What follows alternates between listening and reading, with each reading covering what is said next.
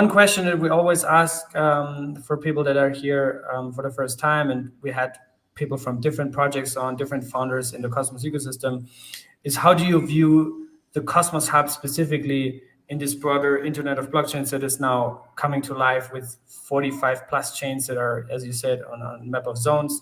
How do you view the role of the Cosmos Hub, the importance of it, the unique positioning, and also the whole point of Atom? Maybe Onur, you can start to share your views on that.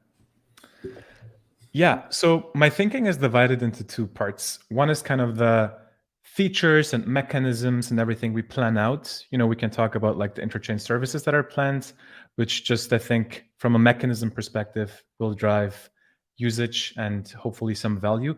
But the other second area that I find much more interesting is basically, what happens organic in the ecosystem. And one thing that we've seen is Atom holders, stakers, and governance participators, just like this has been used as a distribution mechanism for new projects in the ecosystem.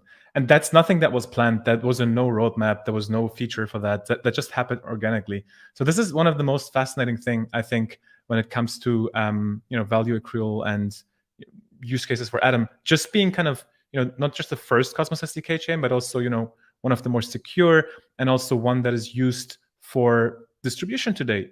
If that will look the same in a year from now, I have no idea. But I think it's really interesting to see staking and governance participation as kind of factors that factor into distributions of completely new ecosystems.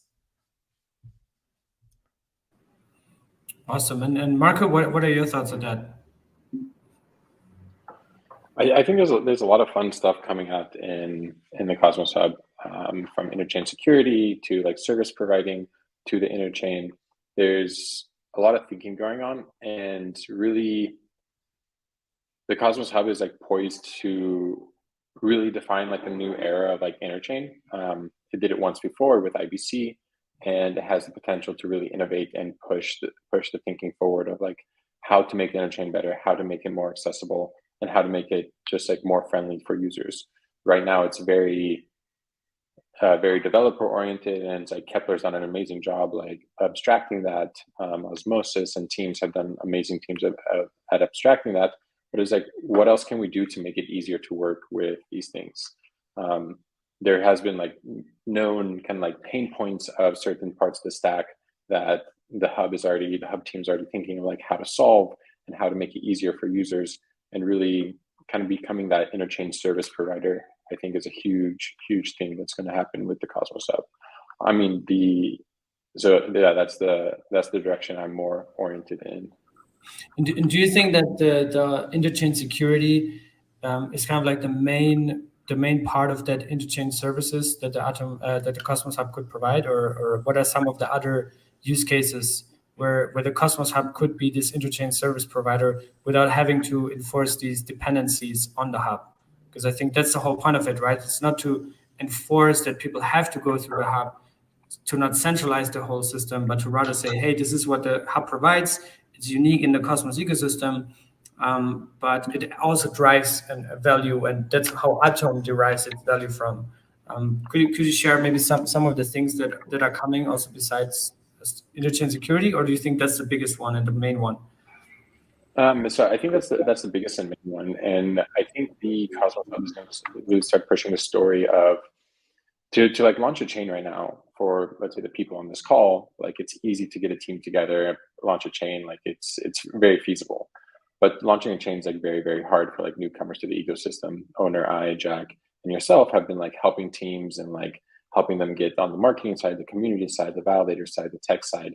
And there's a lot of like knowledge kind of being housed within a few people. And so how do we make that easier? Well, first of all, like getting them to launch within a VM environment so they can get their product out and get product market fit.